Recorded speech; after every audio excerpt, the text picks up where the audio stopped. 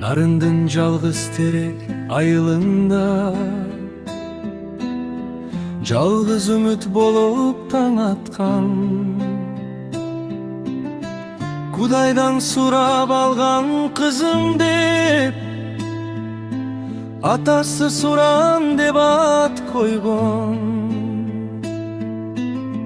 Эки жашта энесиз калган кезде тагдыр эрте сынап баштаган. Кыйын күндөр көз жаш менен өтсө да, жүрөгү сынбай бекем таштаган. Суран апа ак элечек энели, мери менен жарыткан өмүрдү. Элге кызмат, балага сүйүү,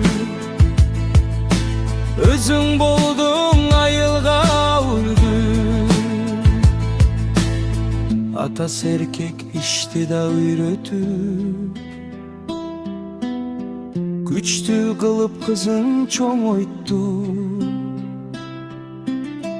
Колу эптүү, жаны чыдамкай, эмгек менен тагдырын оңдотту. Ак талаага келин болуп барганда, ак халат кийип элге даба.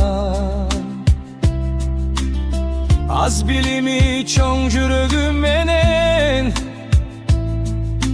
7 класстан медайым атанган. Суран апа сабырдын өзү,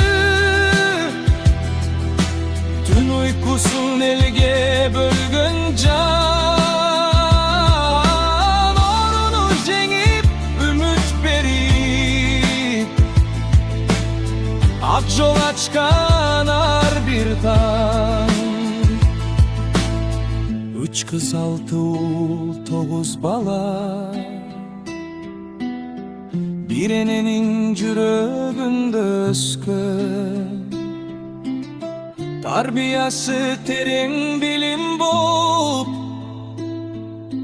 бүгүн элге кызмат өтөп жеткен. Небере чөбөрө тегерегинде, сый урматка бөлөнгөн өмүр бар. Өмүр жолу үлгү сабак болуп, калат элдин жүрөгүндө дастан бар. Суран апа сыяктуу апалар